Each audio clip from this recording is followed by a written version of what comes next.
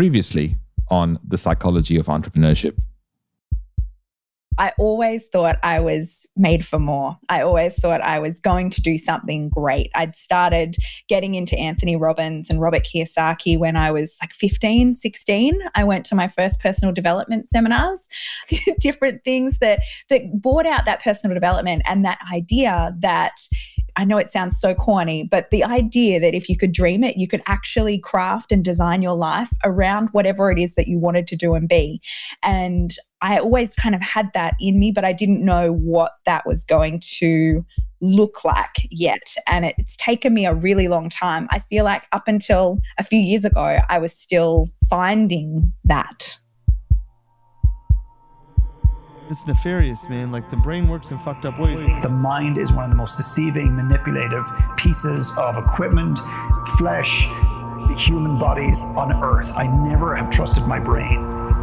All of that weight lives in your head, and you are the decision maker. Psychology of Entrepreneurship. Hi, it's Ronsley. If this is your first volume, welcome. This is a weekly series where I go inside the mind of an entrepreneur, artist, athlete, academic to decipher what is the psychology of our decisions. I'm Australian and I'd like to acknowledge our traditional custodians of country where I live and work.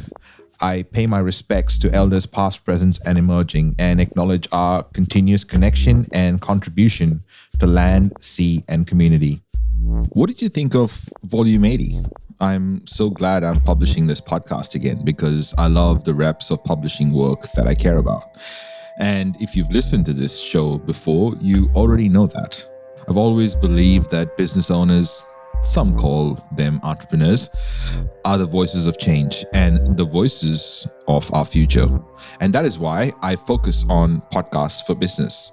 So for the entrepreneur inside you listening right now, we all want to hear your voice and your truth. Anyway, today's volume is about mental stamina, how to keep going even when the odds may not seem in your favor. And by the way, the odds are always in your favor. But my guest today is Bri Seeley. She's an award-winning entrepreneur coach. She's written a book about taking career and life-changing leaps. Her podcast, The Success Diaries, is all about being a successful business person and a lifelong entrepreneur. So I wanted to start with what she thought about the psychology of entrepreneurship.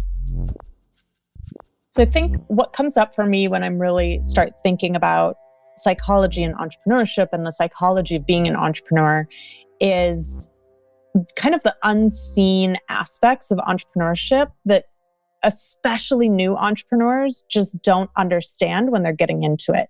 You know, we think that entrepreneurship is just about like starting a business, right? And having revenue streams and cash flow and serving people.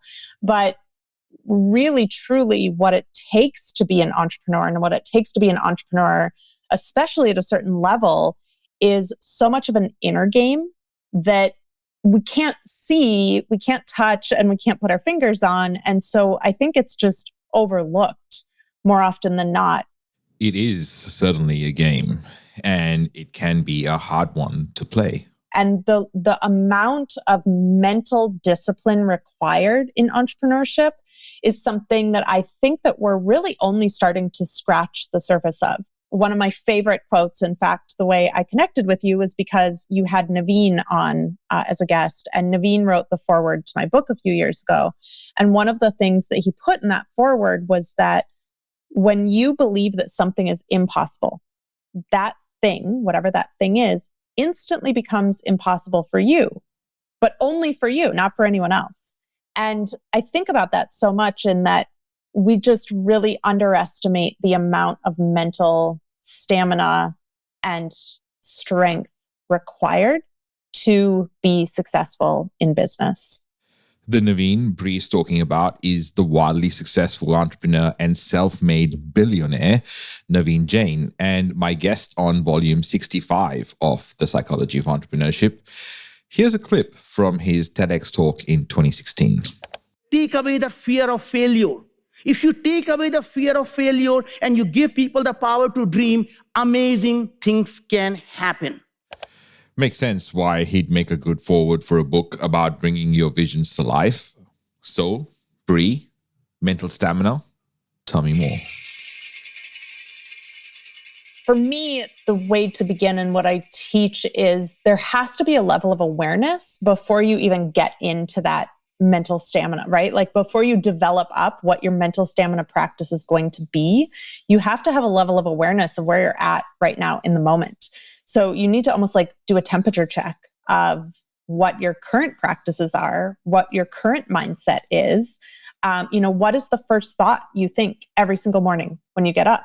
Is it today's going to be a terrible day? Is it today I'm going to fail? Is it today, my goals aren't going to happen? Or is it I'm going to get up and I'm going to be the best possible version of myself today, right? So you need to first take that temperature check of where you're at so that then you can know where you need to go from there.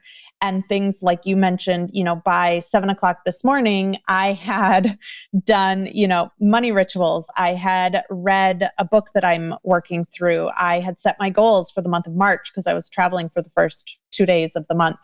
I had done my meditation, my visualization, written my daily pages, right? So those practices are what keep my mind sharp. They are what keeps me moving in the right direction every day, because then things like something happened, can't even remember what it is right now, because at the time it was like a big deal. And I was like super upset about it. Someone canceled a meeting or something with me today. So when things like that happen, they don't derail you. So I look back to say 15 years ago when I first started a business. Had something like that happen 15 years ago, the rest of my day would have been a wash. I would have just been crushed by this meeting getting canceled or whatever, right? Now here I am 15 years later, and 4 hours after this meeting got canceled, I can't even remember what it was, So it's those mental practices that really help me be strong, be committed, be clear, and just remain focused throughout the day. Naveen talks about on her website how starting a business shouldn't be so damn difficult. And that is a bold statement because most business owners would say that it's hard, period. I know I went through hell a few times to get where I am. So I wonder, could I have made decisions along the way from start to finish, as in now, that really would have made things easier? I keep hearing her say mental stamina. There must be a backstory. When I started, it was much more just really truly focused on like only the business aspect of things. So I think it's less that it's changed and more that it's been added to. So obviously, of course, the business aspect of my business is still super important. I need to know my demographics, my psychographics, who I'm serving with what, how I'm serving them, all of that stuff. But I did not add in the mindset piece and the psychology piece and really this like mental stamina that we're talking about until about, I'd say 6 years ago.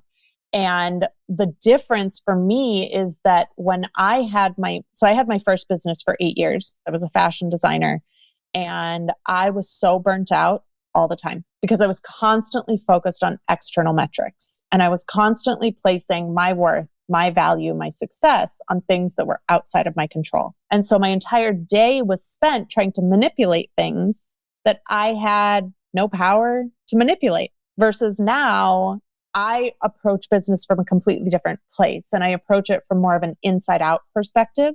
And so my primary focus every single day is me. It's my energy. It's my mindset. It's how I'm showing up, who I'm being. As a result of that, things in the outer world shift. They come, they arrive, all that stuff. But before I didn't have that inner perspective. I knew about it, but I wasn't practicing it.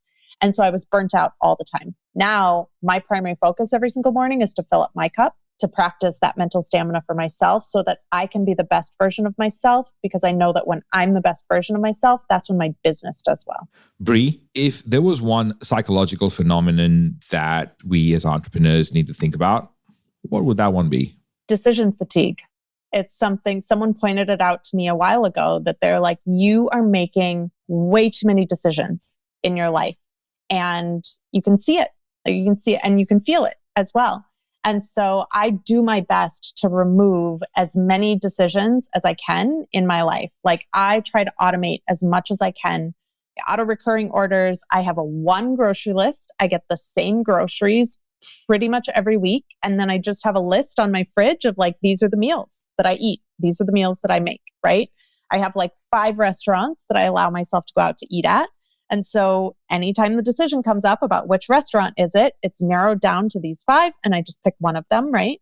I have certain days of the week that I do certain workouts. And then if I am doing the workout in the morning, I set everything up before I go to bed at night. And so then I wake up in the morning. I don't have to decide if I'm working out or not because I literally can't access my dining room with it all sitting there. I work out and then I move on with my day, right? So it's, eliminating as many of those decision moments as possible, because the deeper you get into entrepreneurship, you're only going to be adding more and more and more decisions on every single day. And you're not just going to be deciding for yourself, you're going to be deciding for your team. And then they're going to also be coming to you, asking you to make decisions about other things for them. And there's so many that the non-necessary decisions, I've just done everything in my power to like remove them, because it does get to be so much. Even things, I've been reflecting a lot on, as we were talking before we hit record, I moved from Manhattan to Tulsa, Oklahoma during COVID. And I didn't realize how much emotional labor it was taking me to even leave the house every day, because I was having to decide, I was having to look at the weather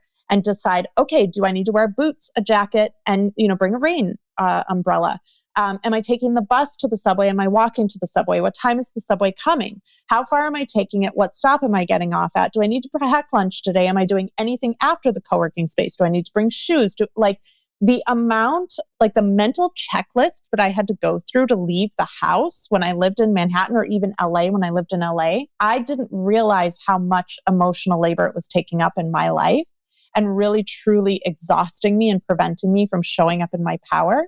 That now that I live in a simpler, quieter, easier place to live, it just doesn't weigh me down like that. And it is that those unseen tracks running in our head constantly, whether it's decisions, whether it's areas in which we live, whatever that looks like. I'm just really focused right now on simplifying things so that I can show up in all of my potency and not let all of that stuff just continue to weigh me down and wear me down. Decision fatigue. I remember feeling that when there are a lot of things happening at the same time, it just feels like I just do not want to make another decision. When I was starting out, I wore the same black shirts and jeans, not the same black shirts and jeans. I had different ones. The reason for that is that I didn't have to decide what to wear in the morning. So much so, a company called Just Be Nice sponsored me for a year. They made me a bunch of the same black t-shirts and hoodies with the words Just Be Nice on the front. I even delivered my TED talk in that hoodie. So this fatigue Bri speaks of makes sense, and it makes even more sense to work at lifting that weight off our shoulders and focus on entrepreneurship. I connect in with my bigger vision. And when I'm presented with an opportunity, the filter through which I pass it through is, does this align with that bigger picture vision? If I say yes to this, is it bringing me closer to that bigger picture vision? Or is it taking me further away from that bigger picture vision? For example, I got invited to do this training for this community, and I totally just was like, yes, of course I'll do it. Of course, yes, I would love to. Had this great conversation with this woman. It was amazing. I forgot to filter it through my big picture vision. I forgot to ask the questions that I know I need to ask to know whether or not it's a good opportunity for me. I get on this training, and this woman had 3 people on the training. And not to say that 3 people is bad, but I also know for myself that if I am doing an exchange with someone, there needs to be an equal exchange of value, right? So I said yes to this thing thinking it was an equal exchange of value, but I didn't ask the right questions to know. And I then got on it and was like, this was a waste of my time. And so checking things through that bigger picture visions and really asking the right questions to know, is this taking me closer to that vision, or is it pulling me away from that vision? And then I just have a blanket, I just say no to everything that takes me away from that vision or doesn't contribute massively to what I'm building. And I say yes to everything that does. And that's just kind of my, I'll say like, oh, okay, I'm happy to do this training for 3 people. This is what the cost is, right? So I've gotten very clear on like what I need in order to make things like an equal exchange of value.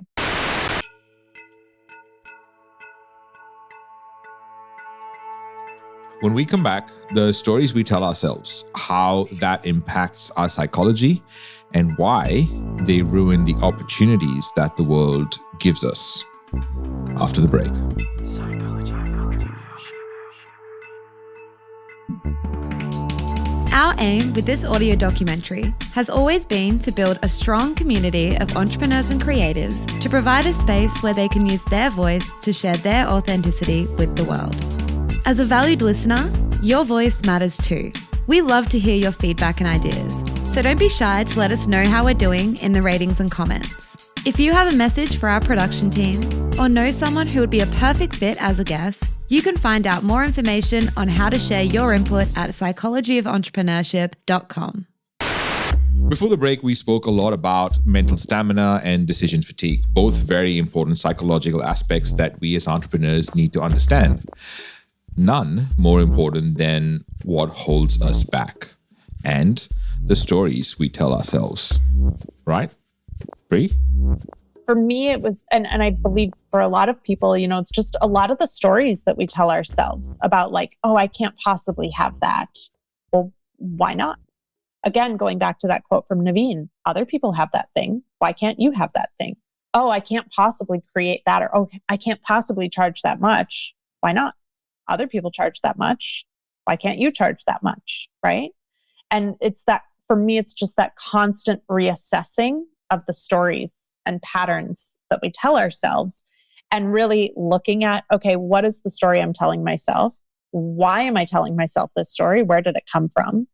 Is this a story I want to continue telling myself?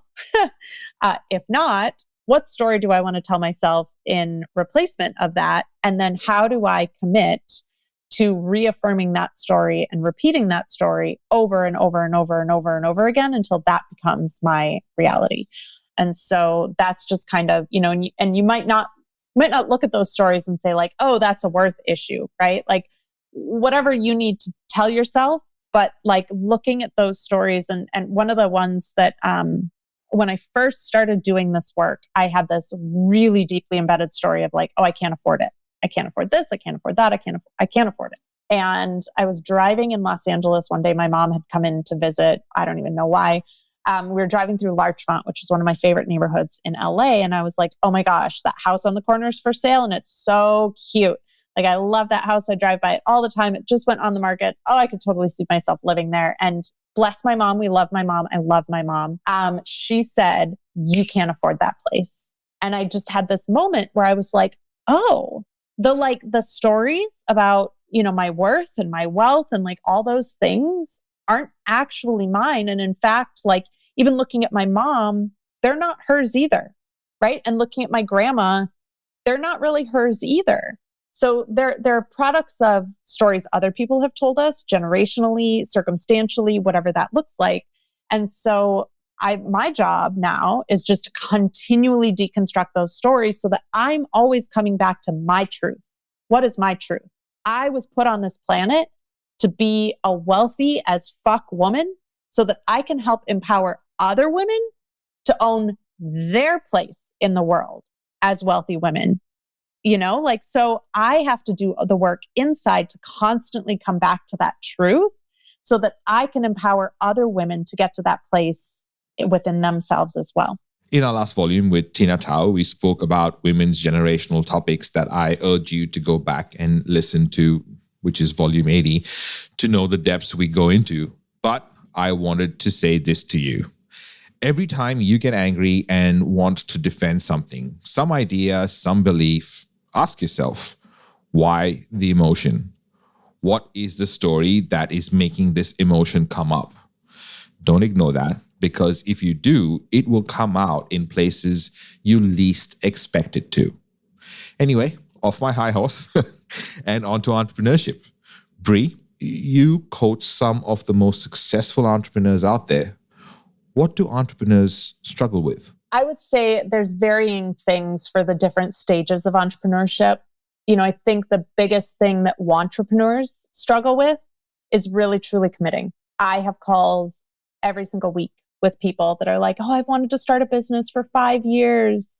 And it's really difficult for them to find the inner resolve and belief in themselves that they can actually do it. And so they stay on the fence. And I say this as someone who is a reformed fence sitter, that I used to be there as well, but they sit on the fence and they waffle back and forth between, should I start the business? Should I stay where I am? And it happens for a very long time. I think the biggest thing for solopreneurs is that they fall into two traps. One, they trade time for money and they very quickly hit their ceiling because you only have limited time during the day, which means you only have a limited amount of money and you cap yourself very quickly. And then they get really scared of outsourcing and hiring other people. The biggest story I hear is no one can do it like I can do it. And I'm like, actually, not only can people do it better than you're doing it, and yes, it's going to cost you money to hire someone, but it's actually costing you more to not hire someone. And then I think the biggest thing, and I am, again, totally guilty of this in where I'm at right now, is that once you get to the entrepreneur stage, you're like, oh, I've seen it all. I've been through everything. I'm good. I don't need help. I don't need support. And it's no. At every single level you move up, right now, I'm going to be 10xing my business this year. I just had to hire a new coach because I cannot expand my container by myself. So I think that in the 3 stages, those are the kind of the biggest stumbling blocks that most people fall into. Commitment is really hard to master. Getting off that fence is scary as hell, but you just have to do it, I suppose. And then you have to keep working once you make that move. You know how much I love covering voices, opinions, and ideas that are not mainstream. Well, charging what you're worth is one of those topics that we all face. Also, for me, as a man, there are lots of things I didn't know happened to women until I stopped to pay attention and listened to what they were trying to tell everyone. A lot of the stumbling blocks that women do face is in charging their worth and their value. I think that we consistently undervalue ourselves.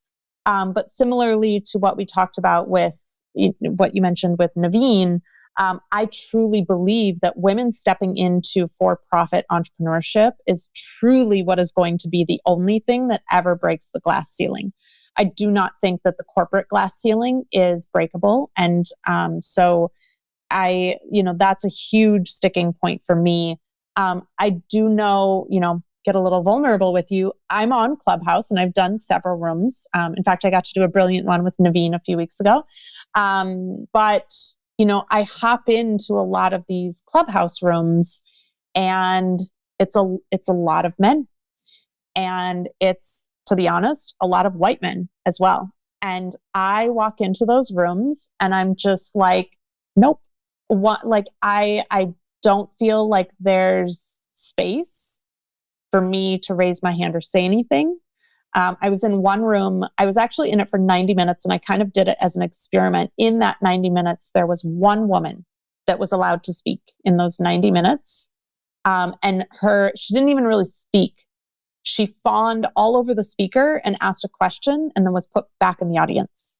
And, I've talked to a few of my male friends about this and I'm like, listen, men need to lead the way with this. It's not up to us as women to come into these rooms and try to throw our weight around and demand that we get a seat at the table. Men need to own responsibility for the fact that women have been pushed out of the tables forever and start going out of their way to purposefully be putting women on these moderating panels for Clubhouse.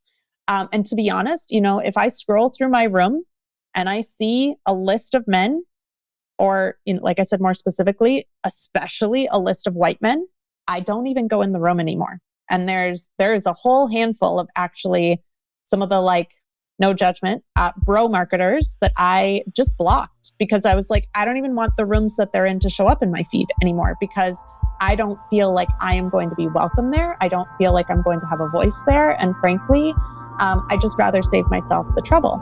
So I think, I've talked to a few other women and I know that that's something that several women on Clubhouse are kind of facing right now. According to Guide.com, after working with a marriage or family therapist, 93% of patients said they had more effective tools for dealing with their problems. Respondents also reported improved physical health and the ability to function better at work after attending therapy. We never really had a great relationship. I moved out of the house when she was 7. And of course, she was 7. I was going to college, right? Like just radically different. She was 10. I moved to Italy for 2 years, right? Like we've just had very different life paths and never went back to the Midwest until 2018. And at that point, we were kind of realizing I was 35, she was 25. We were just realizing we didn't have a great relationship and we didn't really understand each other. I didn't know really that much about her. And so we were constantly getting into fights because we just misunderstood each other. We didn't know how to communicate. And so in 2018, I went to her and I was like, listen, we can either have a terrible relationship for the rest of our life and be like mom and her siblings and just resent each other and get along at holidays and not talk, or we can do something about this. I said, so I'm proposing that we go to couples counseling, but you need to be in. And so like, if you want to do this, you just need to let me know. And she came back and she said, okay, I'm in. And so my sister and I did couples counseling. And it was a fantastic experience. Our therapist used the Enneagram with us to really understand, like, because I'd done the Enneagram before. I'm like, oh, I know all about myself.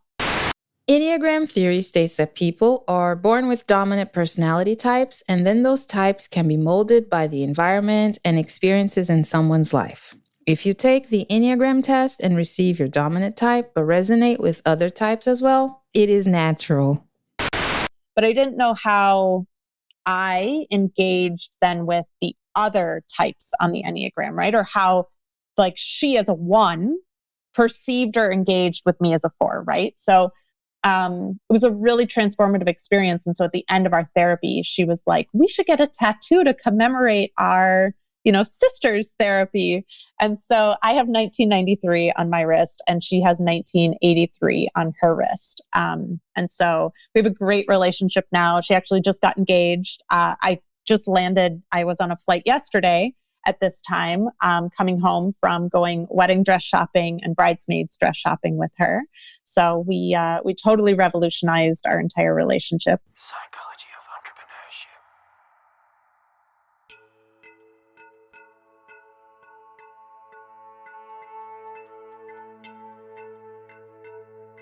Coming up on the Psychology of Entrepreneurship. I appreciate the Western side, which is like they're willing to try insane shit because they're okay with failure. So somewhere in the middle is where you probably want to be. I just really don't like the setting out to like, I'm going to learn a lot because I know I'm going to fail a lot. I'm like, sustainability is not accessible, right? And most of that comes down to price of stuff. So like, I'm starting to just call it the green tax. And that is, as businesses, we want people to buy the most eco-friendly thing. But the reality is most eco-friendly things are not priced to be accessible to most people. Psychology of Entrepreneurship. I interviewed Bri Seeley because Bri was awarded a Silver Stevie Award in 2020 for Coach of the Year under the business category and a Bronze Stevie Award in 2020 for Women of the Year under business services category.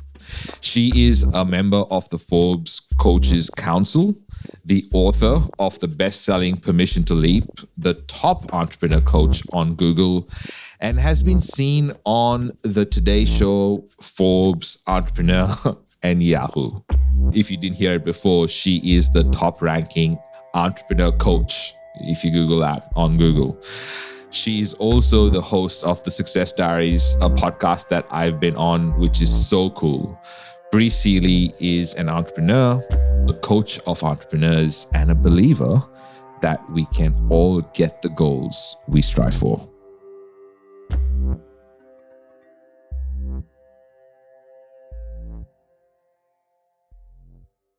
Psychology of Entrepreneurship. This is a Must Amplify production. Special thanks to every guest expert that has appeared on the show. Editing, sound design, and voiceovers by Tiago Vega, Kelly Bonnyman, and Paula Vega. Produced and hosted by me, Bronze Stevie Award.